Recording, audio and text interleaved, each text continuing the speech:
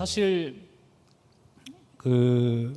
이 빈곤이나 불평등은 단순히 우리 심각한 사회 문제로만 보는 게 아니라 학문적으로도 지난 200~300년간 사회과학 발전에 가장 큰 영향을 준 주제입니다.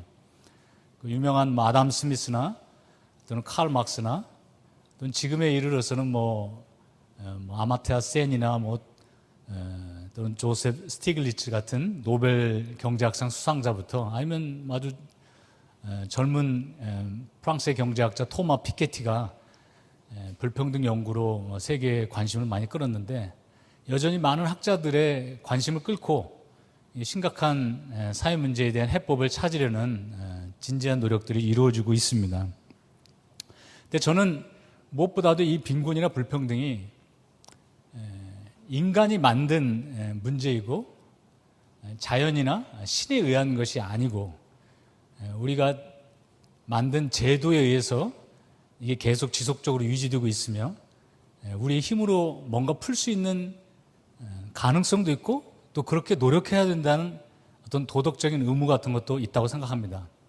먼저 이 빈곤이라는 개념에 대해서 제가 말씀드리고자 합니다. 이 빈곤은 너무 쉬운 말 같지만 사실상 쉽게 정의하기가 어렵습니다.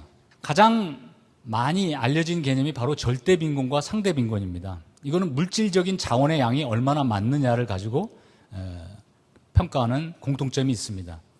물론 결론부터 말하면 이 두 가지 개념이 널리 100년 넘게 쓰여왔지만 저도 그다지 만족스럽지는 않습니다.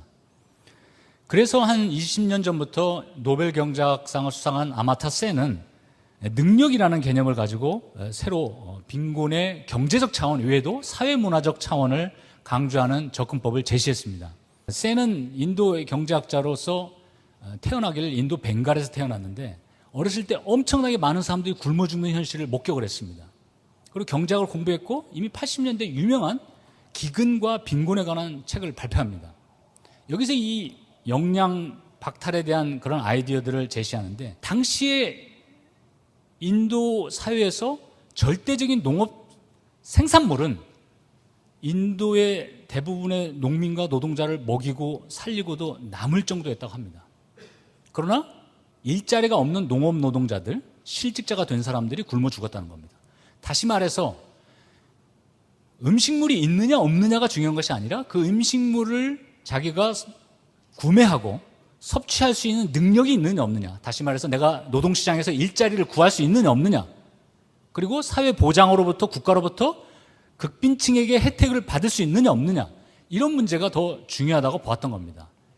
그래서 이 빈곤의 개념을 하나의 자유의 박탈, 즉 일자리를 구하려는 적극적 자유의 박탈로 본 겁니다. 지금도 전 세계의 식물 생산량으로는 전 세계 인구를 2배, 3배 먹고 살리고도 남습니다. 그러나 지금 테러리즘으로 죽거나 전쟁으로 죽는 사람보다 굶어 죽는 어린이들이 훨씬 더 많습니다. 왜 이런 문제가 생겼을까요? 그 사람들이 게을러서 굶어 죽는 걸까요? 나태해서 굶어 죽는 걸까요?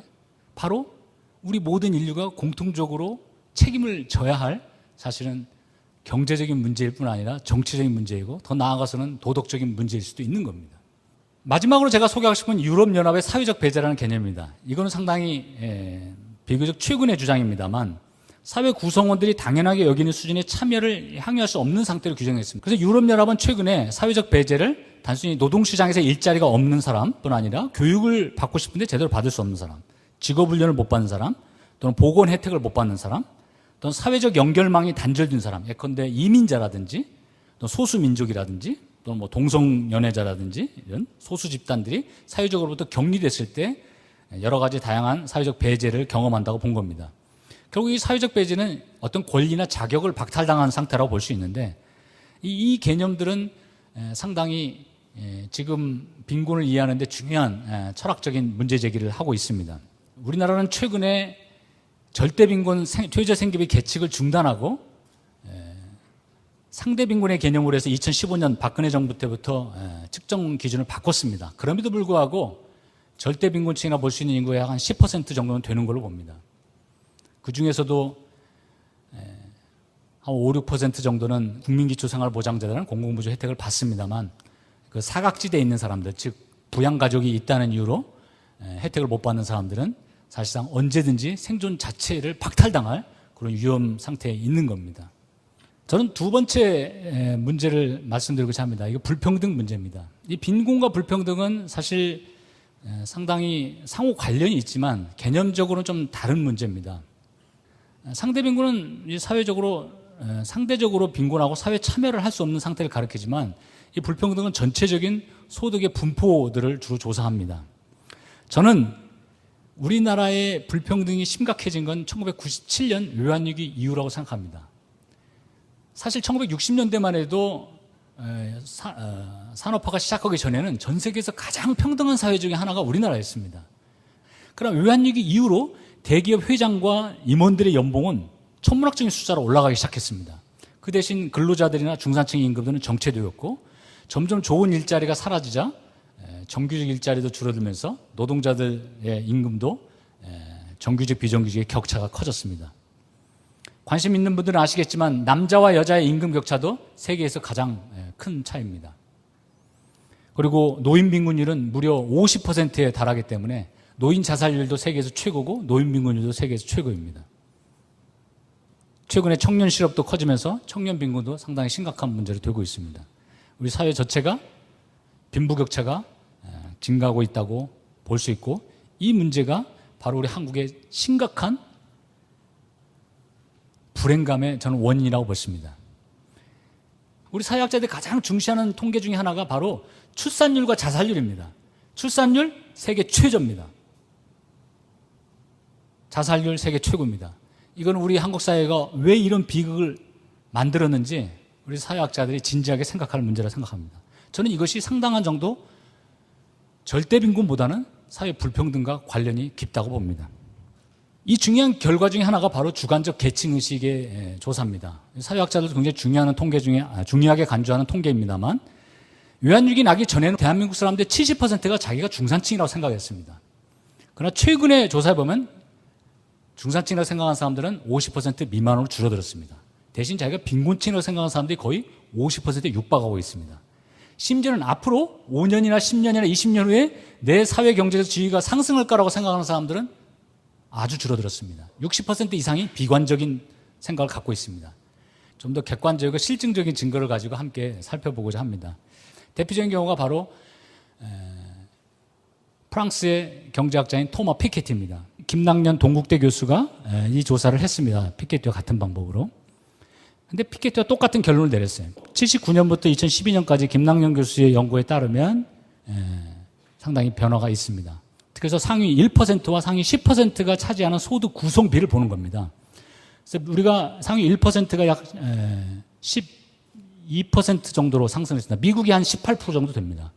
그리고 17, 18%. 그리고 우리 상위 10%가 차지하는 비중이 미국이 한 50%가 되고 한국은 지금 한 40몇 % 수입니다. 거의 미국 다음으로 상위 1%가 차지하는 소득의 집중도가 높습니다. 이게 바로 이제 통계표인데요. 한국에서 1%가 차지하는 이 파란색 비율, 이게 10%가 넘고 이것도 주로 94년 이후부터 증가하기 시작합니다. 10%는 더 높아지죠. 거의 45%에 육박하고 있습니다. 이 문제는 진위계수나 상대빈곤율이나 아니면 10분위 배율에서 보여지지 않은 우리나라의 불평등의 한 단면을 보여주는 거라고 봅니다. 물론 여기에 대해서는 좀 더 저도 실증 분석에 대해서는 충분히 만족스럽지는 않고 더 정밀한 데이터를 가지고 우리가 논쟁을 해야겠습니다만 이런 데이터가 있다는 사실은 우리가 상당히 심각하게 받아들여야 한다고 봅니다. 그러나 더 무시무시한 문제는 다른 게 있습니다. 바로 부의 불평등이 세습된다는 점입니다. 그러면 이 불평등이 왜 이렇게 커지냐? 이것도 상당히 학문적으로 심각한 논쟁인데 이거는 이제 너무 복잡한 논쟁이 다 들어가면 뭐 사실 쉽지 않기 때문에 간략하게 말씀을 드리고자 합니다. 첫째, 학계에서는 크게 두 가지 관점이 있습니다. 하나는 이 세계 경제가 통합되는 그런 구조적인 변화와 또는 이 디지털 기술이라든지 로봇 사용이라든지 이 기술의 진보 때문에 생기는 불가피한 거다. 이렇게 보는 견해들이 우리 경제학을 비롯해 상당히 많이 있습니다. 둘째는 이제 정치학이나 일부 사회학자들은 그것도 영향은 뭐 줄 수는 있겠지만 더 큰 문제는 주로 부자들을 감세하거나 기업의 비정규직을 채용하도록 하는 노동시장의 유연화라든지 노동조합의 단체 교섭력이 약화된다든지 또는 정치 제도나 사회 제도의 특성 때문에 빈곤이나 불평등이 더 커지고 있다고 보는 견해가 있습니다. 결론적으로 말하면 이 두 가지 문제 중에 하나는 맞고 하나는 틀린 건 아닙니다. 분명히 구조적인 원인도 영향을 주는 건 사실입니다만 저는 그것이 지금 주류 학계에서는 너무 지나치게 과장됐고 마치 정부나 기업이나 노조는 아무 역할도 없고 책임도 없는데 어쩔 수 없는 외부의 힘이나 기술의 변화 때문에 이루어진 것처럼 보는 것은 상당히 심각한 인식의 오류를 만들 수 있다고 봅니다. 그럼 과연 우리가 어떻게 할 것이냐? 물론 저도 뭐 만병통치약을 들고 나온 사람도 아니고 모든 문제를 해결하겠다는 그런 뭐 허풍을 떨 수는 없습니다. 물론 많은 정책들은 실제 학자들의 아이디어에서 나오지만 현실에서는 또 꼭 성공하지 않는 경우도 많습니다. 그러나 우리가 기본적으로 추구해야 될 어떤 가치나 방향에 대해서 함께 생각해 보고자 합니다. 미국으로 한번 돌아가 보면 최근 30년간 그렇게 민주주의도 상당히 위기에 처하고 빈곤과 불평이 심화되고 들으면 월가를 점령하라는 그런 평범한 시민들이나 젊은이들의 항의의 목소리도 있었지만 그래도 이 민주주의에 경고를 경청하는 사실은 그런 슈퍼리치 최고 부유층들도 있습니다. 대표적인 경우가 그 워렌 버핏이라는 빌 게이츠와 함께 최고의 부자인 이 사람은 부시 대통령이 상속세 폐지하는 법을 국회에 제출하자 그걸 반대하는 서명운동을 했습니다. 그때 한 말이 있습니다. 2000년 올림픽 금메달 리스트를 다 뽑아가지고 그중에 그 사람들의 큰아들만 또 뽑아가지고 2020년 올림픽 출전할 수 있도록 보내는 거와 뭐가 다르냐는 겁니다. 개인이 자기가 가진 능력에 맞게끔 스스로 자유롭게 경쟁할 수 있는 조건을 만들어주지 않는다면 그 사회는 미래는 없는 겁니다. 민주주의도 없는 거고 자유로운 사회 이동의 가능성이 없기 때문에 그 사회는 결국 심각한 문제에 직면할 겁니다. 그래서 저는 결론적으로 이 자본주의 사회에서 사회재산이나 불평등을 완전히 없앨 수는 없다고 봅니다. 부자의 출현도 상대적 빈곤도 완전히 막을 수는 없죠. 그러나 절대 빈곤은 우리가 마음만 먹으면 없앨 수 있습니다. 그리고 상대적 빈곤도나 불평등도 지금과 같은 대공황 수준까지 오는 것은 심각한 위기의 징후이고 이걸 줄이기 위한 적극적인 노력을 해야 된다고 봅니다. 그러면 어떤 평등을 할 것이냐? 이것도 참 간단한 문제는 아닙니다. 저도 극단적으로 기계적인 평등주의 사회가 올 거라고 생각하지는 않습니다. 그러나 이 최종적인 단계에서라도 결과의 평등을 더 추구해야 된다고 보는 겁니다. 물론 사회주의 사회에서는 사유재산제를 폐지하는 거지만 자본주의 사회에서도 결과의 평등을 추구할 수 있는 방법은 있습니다. 바로 누진세입니다. 부자들이 더 높은 세율을 내는 겁니다. 그리고 그 누진세로 만들어진 조세를 가지고 극빈층들을 위한 공공부조 같은 걸 제공하거나 아니면 우리나라도 좀 노인들에게 지하철 사용료를 무료로 제공하는데 이것도 일종의 결과의 평등에 혜택을 주는 거라 볼 수 있습니다. 굉장히 민감하고 어떤 게 최선의 방법인가 판단하기 사실 쉽지는 않습니다. 그러나 제가 꼭 말씀드리고 싶은 거는 평등이 단순히 개인의 심리적인 차원의 문제가 아니라 정치적으로 중요한 문제고 도덕적인 차원의 문제고 결국 궁극적으로 사회적 합의를 통해서 일정한 수준의 불평등을 완화하려는 노력이 필요하다는 것입니다. 우리 사회에 너무 극단적인 그런 기계적인 평등주의나 또는 극단적인 또 자유지상주의를 주장한 사람은 그다지 많지는 않습니다만 그런 것을 역사적 교훈에서 그 실패를 배워야 된다고 봅니다. 그리고